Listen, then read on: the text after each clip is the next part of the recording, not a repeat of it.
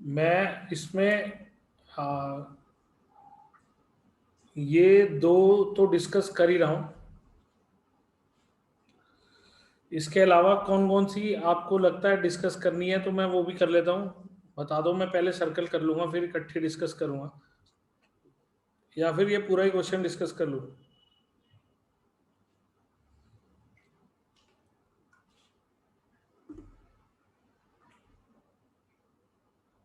हाँ जी,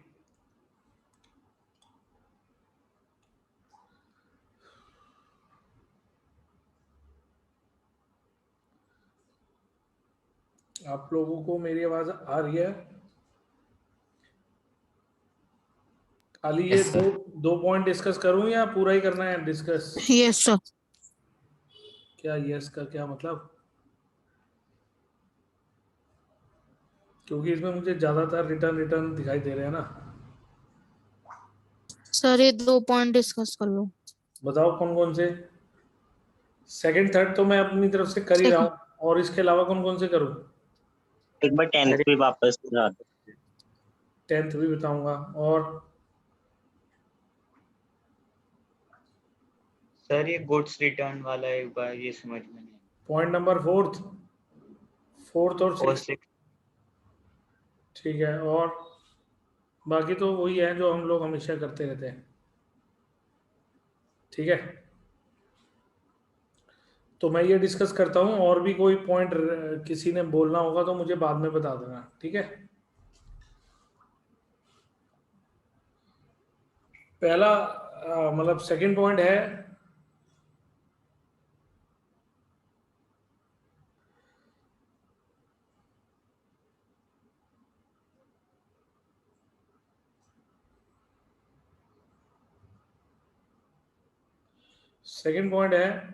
ही purchase goods from Ram, list price 1 lakh, less trade discount 10%। मैंने आपको बताया था कि लिस्ट प्राइस जो है वो 1 लाख रुपए है, उस पे 10% का ट्रेड डिस्काउंट बोला गया है, यानी कि इसका 10% आप कैलकुलेट करोगे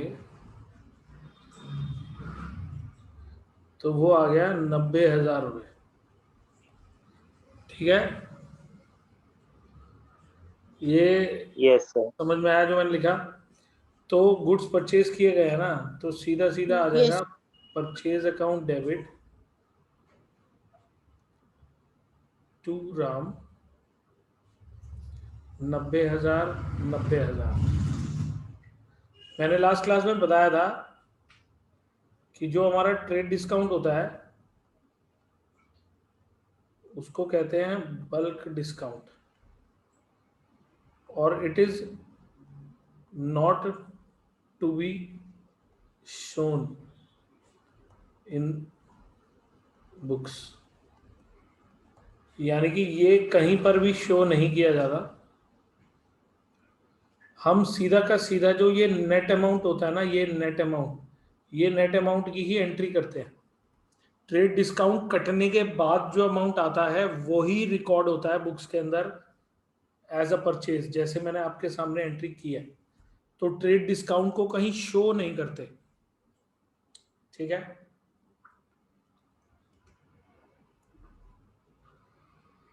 is it clear? Yes sir. अभी थर्ड वाले को मैं अलग से डिस्कस कर रहा हूं यहां पर।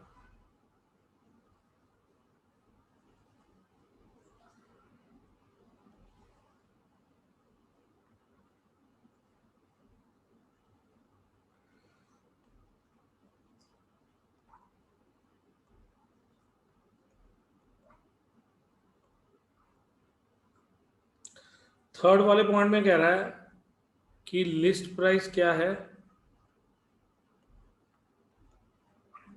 60,000 रुपये, लेस ट्रेड डिस्काउंट बोला है 10%, यानी कि 6,000 रुपये लेस कर दिए 54,000। यानी कि 60,000 का 10%।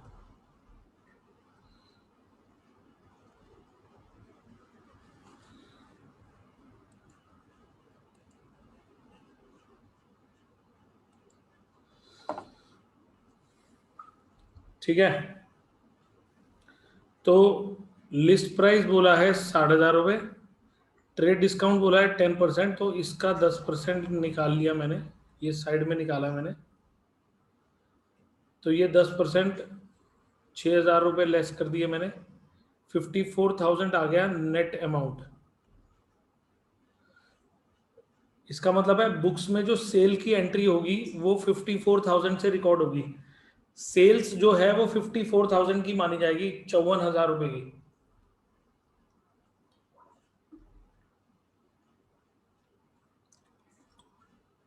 एंड 5% कैश डिस्काउंट बोला है, और Shyam paid half the amount in cash.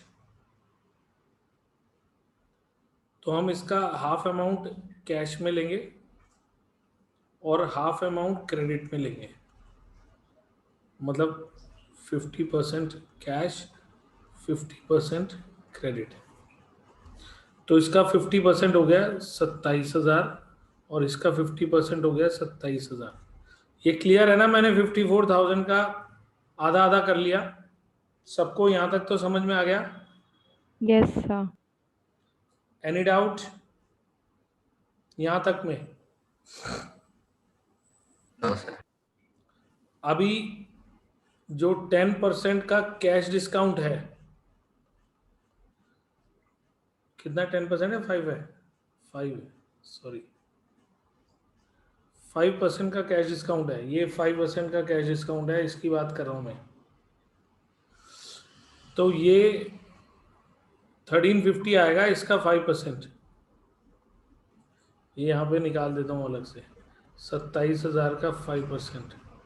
ये 0 से 0 हो गए, 0 5 7 35, 5 दूनी 10 3 13, 1350। ये 1350 यहाँ लेस हो जाएगा, अमाउंट आएगा 25,650। यहाँ तक क्लियर हुआ?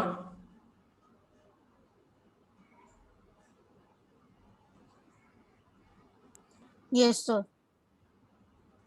तो अभी ये जो मैंने यहाँ पे उधार में 27,000 लिखे हुए हैं, इस पे कोई डिस्काउंट नहीं है, क्योंकि 5% का कैश डिस्काउंट सिर्फ कैश देने पर है, और वो कह रहा है आधा अमाउंट उसने कैश दिया है, आधा अमाउंट। ठीक है सर, जो आपने प्रीवियस क्लास में बताया था उसमें तो आपने ट्रेड डिस्काउंट के बाद जो था उसमें किया था ना कैश डिस्काउंट। लेकिन उसके अंदर उसने आधा अमाउंट कैश और आधा अमाउंट चेक से दिया था, तो वो चेक से दी हुई अमाउंट को भी तो हम लोग एक तरह से कैश पेमेंट ही मानते हैं। मतलब मैं उधार थोड़ी ना कर रहा हूँ। Yes sir. I am paying at the time of sale itself. इसका मतलब है कि सेल के टाइम पर ही पैसे मिल रहे हैं, दैट मीन्स चेक से मिल रहे हैं या पैसे मिल रहे हैं, दोनों सूरतों में मैं एक्स्ट्रा डिस्काउंट तो दूंगा ही। मेन बात है उधार नहीं कर रहे, उधार पे कोई एक्स्ट्रा डिस्काउंट नहीं मिलता है। लेकिन अगर कोई हैंड टू हैंड कैश पे करने को तैयार है तो उस पे, और इस क्वेश्चन में साफ शब्दों में लिखा है, इस क्वेश्चन में साफ शब्दों में लिखा है Shyam paid half amount in cash. इसका क्लियर मतलब है कि आधा क्रेडिट है आधा कैश है। क्रेडिट पे नो एक्स्ट्रा डिस्काउंट। देखो टीचर Okay, यहीं पे sir. कंफ्यूज करते हैं, यही चीजें होती हैं जिसमें बच्चे गलती करते हैं। मैंने आपसे लास्ट क्लास में भी कहा था कि ये टीचर्स की फेवरेट ट्रांजैक्शन होती है, उन्हें पक्का पता है कि बच्चों से गलती होगी ही होगी, और वो करवा लेते हैं गलती।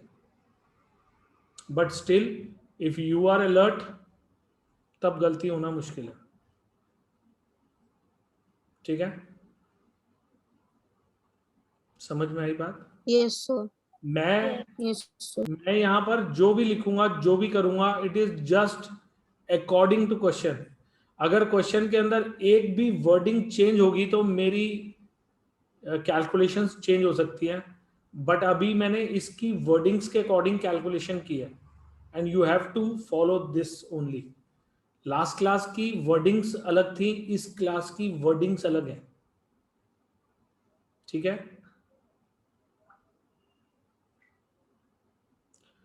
अगर आपको Yes, sir. कोई भी कंफ्यूजन लगती है ना, तो दोनों क्वेश्चंस को आमने सामने रखकर दोनों की वर्डिंग्स को पढ़ो, आपको बात समझ में आ जाएगी कि हमने उसमें क्या किया था और इसमें क्या किया। और अगर फिर भी नहीं आता तो डोंट वरी, मैं करके दिखाऊंगा आपको, ठीक है। Yes sir. Yes, sir. Okay, तो अब 60,000 रुपए की लिस्ट प्राइस थी, 10% का ट्रेड डिस्काउंट तो मैंने काट ही दिया।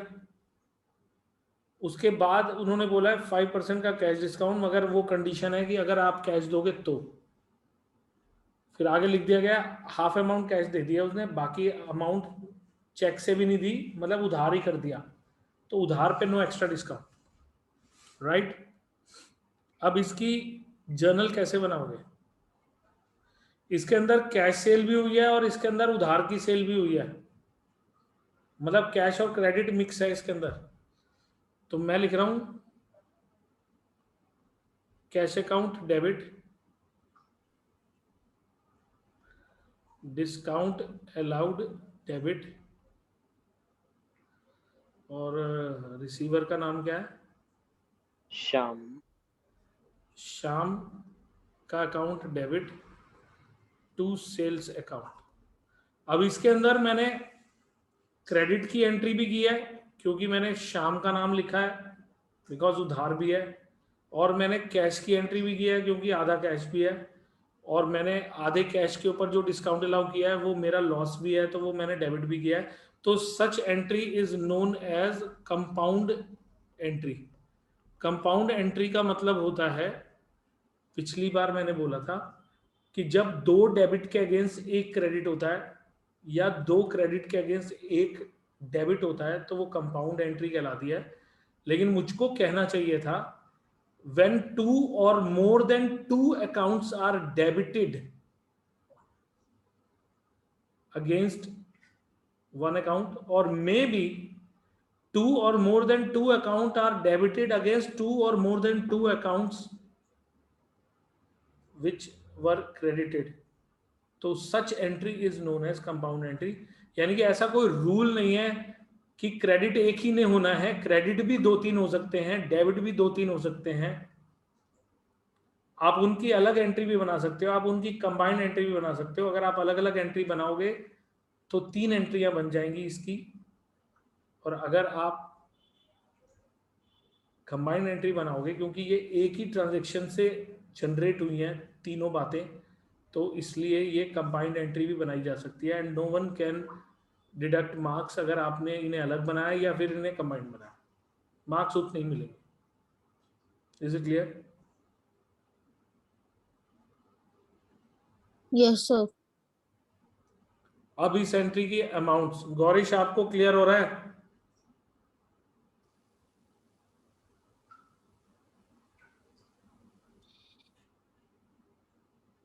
गौरीश,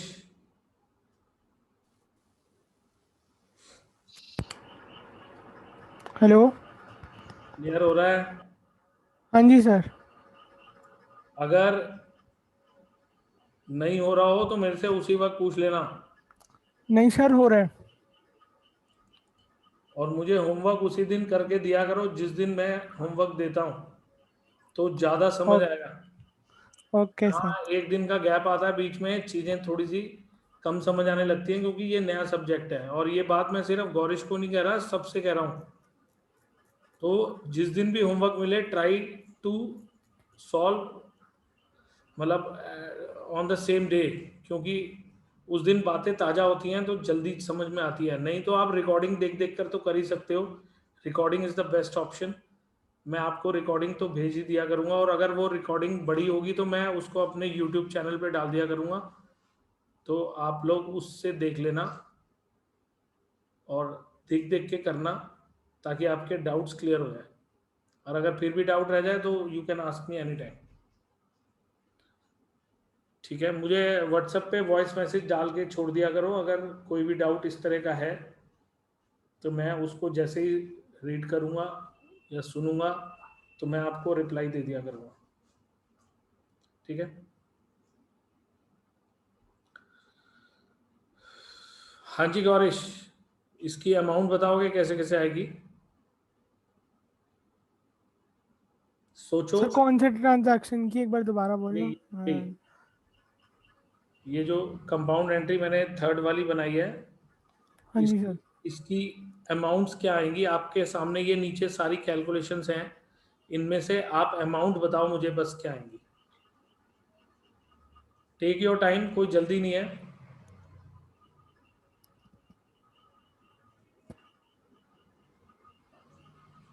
कैश कितना सर आएगा?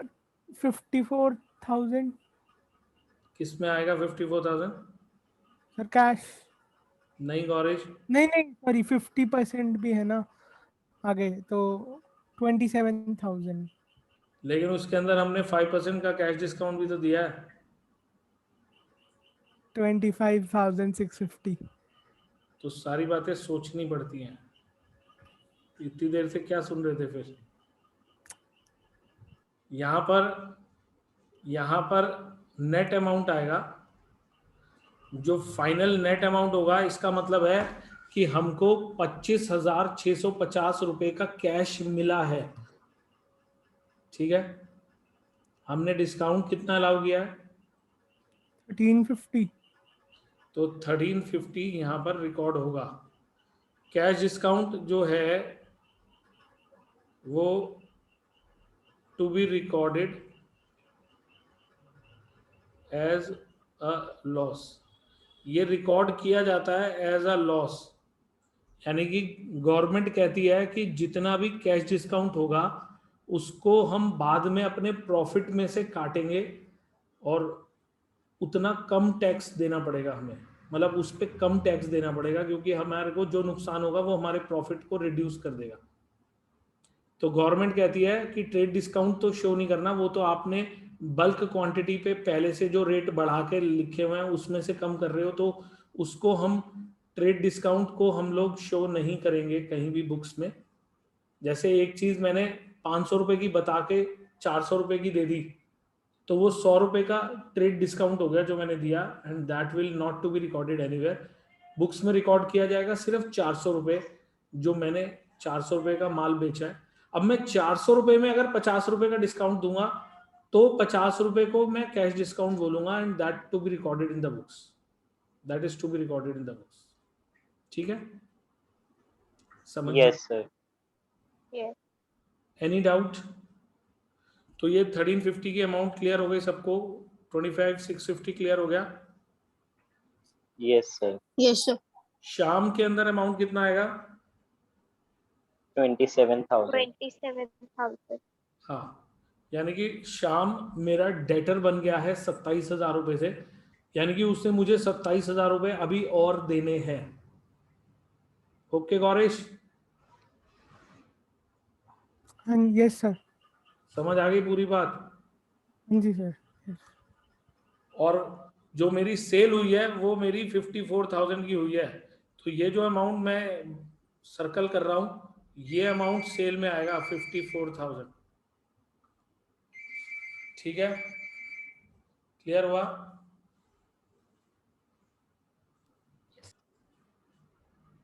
यहां तक समझ में आया? Yes, sir. Yes, sir.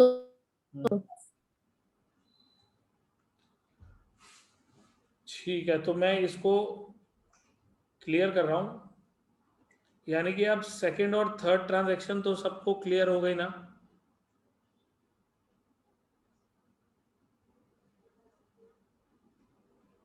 Yes, sir. तो अब मैंने सेकंड ट्रांजैक्शन लिख रहा हूं दोबारा से। Purchase account debit to Ram, कितना कितना था? 90,000. अब फोर्थ ट्रांजैक्शन है related to this. Fourth, return goods to Ram ₹5,000। Entry आएगी राम टू परचेज रिटर्न, मतलब एक तरह से रिवर्स हो जाएगी एंट्री, रिवर्स एंट्री। मतलब मैंने पहले राम को अपना क्रेडिटर बनाया, बाद में मैंने उसको कम कर दिया। कितना अमाउंट आएगा?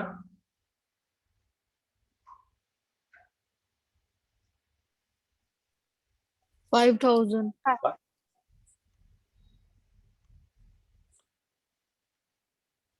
5,000 कैसे?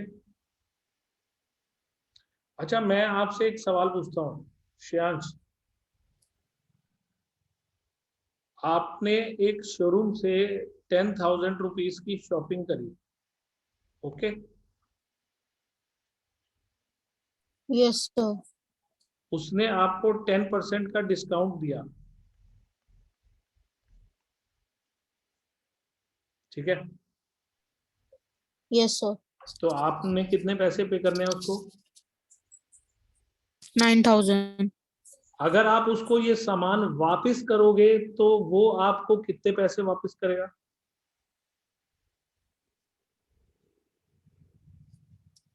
9,000 अगर हम सारा सामान वापसी करेंगे तो। इसका मतलब है कि वो आपको नेट अमाउंट ही वापस करेगा ना, जो आपने उसको दिया था। Yes, sir. तो ये जब आपने Yes, sir. Return goods to Ram कहा है, तो ये जो 5,000 है ये तो लिस्ट प्राइस 5,000 है, लिस्ट प्राइस 5,000 है, ये हमेशा लिस्ट प्राइस होती है। मैंने जानबूझ के लिखा नहीं है, लेकिन अंडरस्टूड है कि मैं उसकी लिस्ट प्राइस ही लिखूंगा यहाँ पे, नेट नहीं लिखता कभी भी मैं। Okay, sir. तो इसका मतलब है ये जो 10% का ट्रेड डिस्काउंट कटा था, तो जब माल वापसी होगा तो उसका नेट अमाउंट ही तो लेस होगा ना, मतलब नेट अमाउंट ही तो एडजस्ट होगा। Yes, sir. बाकी लोगों को समझ में आ रहा है? Yes, sir. देखो, अकाउंट्स को समझने का सबसे अच्छा तरीका है कि अपने ऊपर लेकर सोचो। अगर आपने हर बात को अपने ऊपर लेकर सोचा, जैसे हम लोग आजकल सब लोग मिंत्रा से या फिर अमेजोन से या फिर स्नैपडील से या फिर फ्लिपकार्ट से बहुत जगहों से शॉपिंग करते हैं और बहुत जगहों पर हमें डिस्काउंट मिलता है। तो जब हम उस चीज की रिटर्न डालते हैं तो वो रिटर्न के केस में जो हमारे साथ होता है वही सोचना है अपने यहाँ पे। समझ रहे हो ना बात सब लोग कि मैं कहना क्या चाहता हूं? Yes, sir. तो हमने शाम को गुड्स रिटर्न, सॉरी शाम ने हमको गुड्स रिटर्न करे हैं 8,000 के। क्या आप एंट्री बता सकते हो मुझे गौरीश, और अमाउंट भी? सोच के जवाब देना, कोई जल्दबाजी नहीं, पहले सोचो फिर बोलो।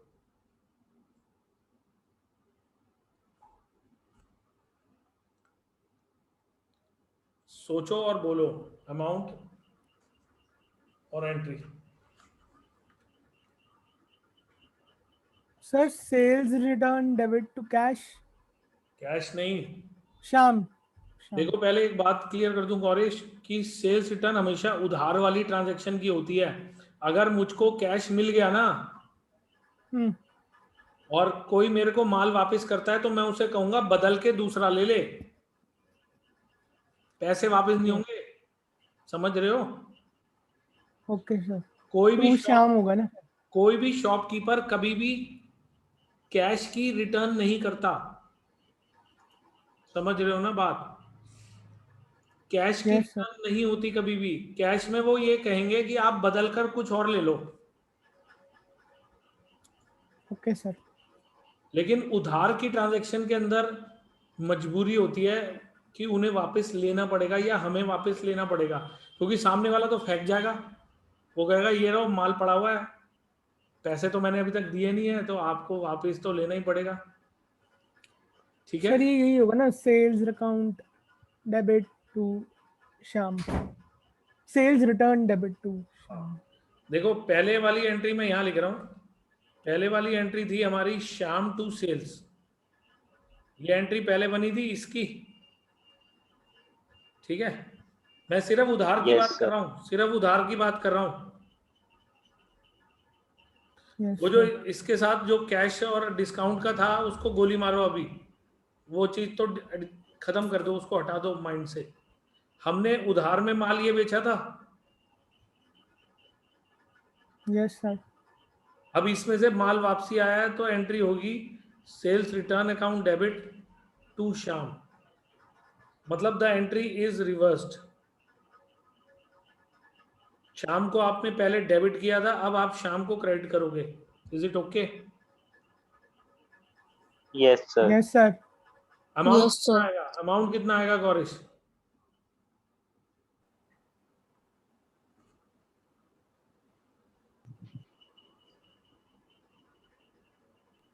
$8,000.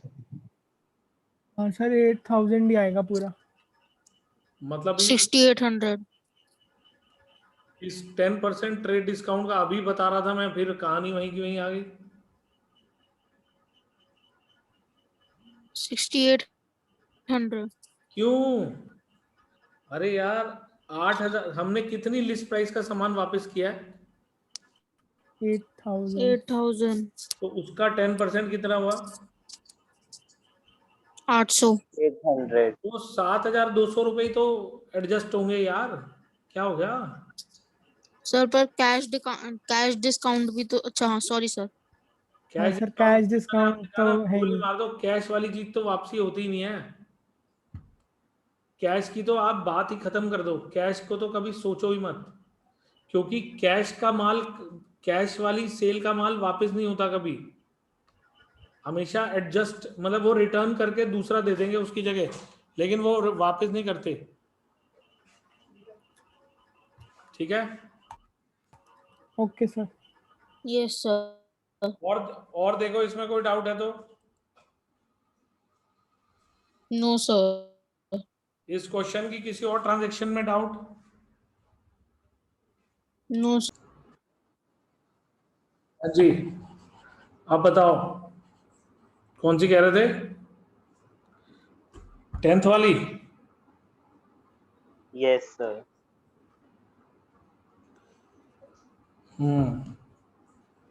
तो 10th वाली ट्रांजैक्शन की जर्नल होती है salary account debit to outstanding salary. इसके अंदर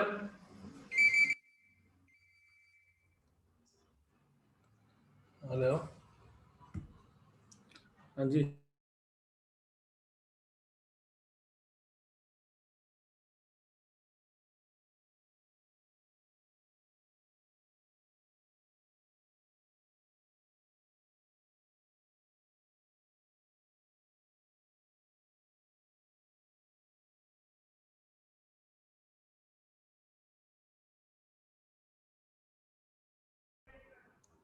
हाँ जी यार, हद ही हुई। हेलो, हाँ जी, हेलो, हाँ जी बोलिए।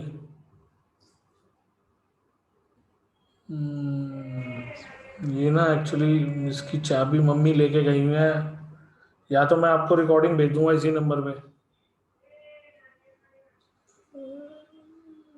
तो फिर वो एक्चुअली गई हुई है, चाबी उनके पास है। हाँ फिर कल ही हो पाएगी, आज तो पॉसिबल ही नहीं। ठीक है,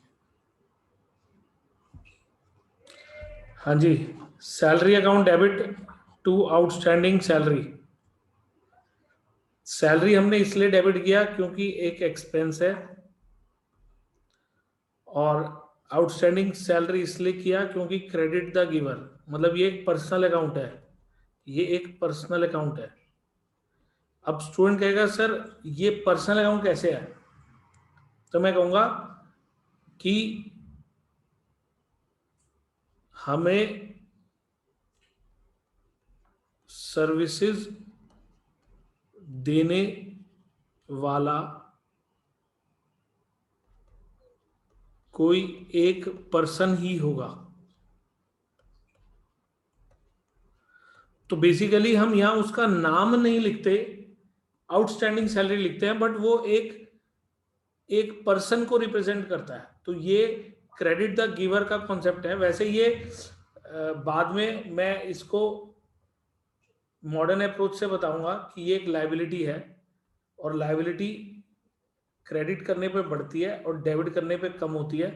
तो हम यहाँ पे एक लायबिलिटी क्रिएट कर रहे हैं। तो मॉडर्न अप्रोच से समझना थोड़ा इजी हो जाता है कि एक लायबिलिटी को क्रेडिट करने से लायबिलिटी बढ़ती है, तो इट्स ए लायबिलिटी। आपको याद होगा कि assets is equal to capital plus liability में मैं आपसे यहाँ पर आउटस्टैंडिंग एक्सपेंसेस करके एक हेडिंग क्रिएट करवाता था, तो हम उसमें कैपिटल में से माइनस करते थे और इसमें प्लस करते थे।